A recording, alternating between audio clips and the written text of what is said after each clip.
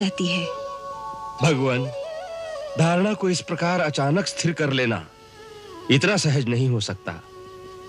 राजन, तुमने ठीक कहा कि अंतिम क्षण में सहसा मोह के सारे बंधन काटकर भगवान में चित्त को एकाग्र करना सहज नहीं। उसके लिए आवश्यक है कि मनुष्य सारा जीवन अभ्यास करता रहे।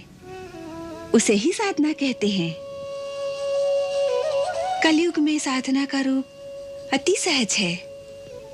कलयुग में ज्ञान और वैराग्य की साधना अति कठिन है।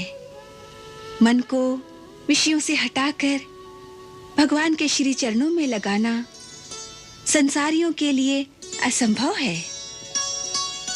इसलिए शास्त्रों ने कलयुग में सबसे सहज एक ही साधन बताया है, भक्ति।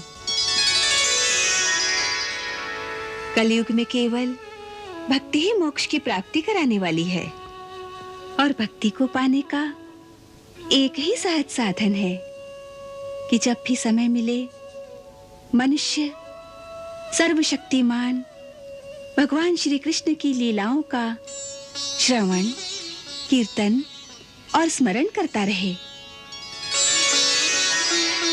यही सबसे महान गुरु मंत्र है जिससे मृत्यु के समय भगवान के श्री चरणों में ध्यान लगाने में बड़ी सहायता मिलती है।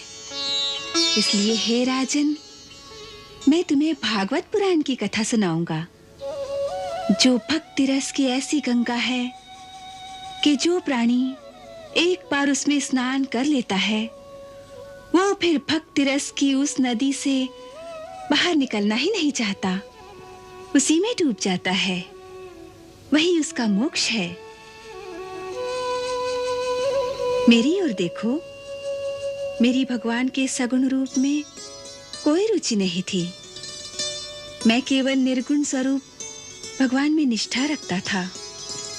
परंतु जब मैंने अपने पिता से श्रीमद् भागवत नाम के महापुराण का अध्ययन किया तो भगवान श्री कृष्ण की मधुर लीलाओं ने इस प्रकार मेरे हृदय को बलात् अपनी ओर खींच लिया कि मैं निर्गुण सगुण सब भूलकर अब कृष्ण भगवान की साकार लीला रूपी गंगा में उसी की लहरों की भांति बहता चला जा रहा हूं।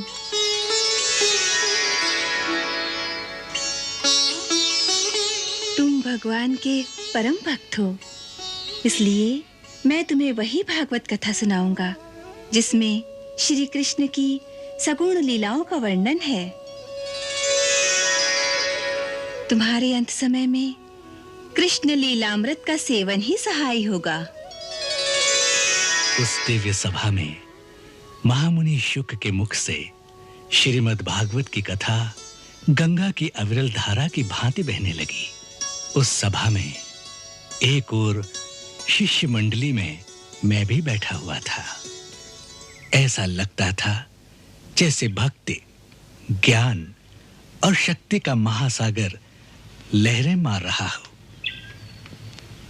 भागवत शास्त्र की मर्यादा ऐसी है कि भगवान श्री कृष्ण की कथा सुनाने से पूर्व उनसे पहले आए हुए अवतारों की कथा अवश्य सुनानी चाहिए।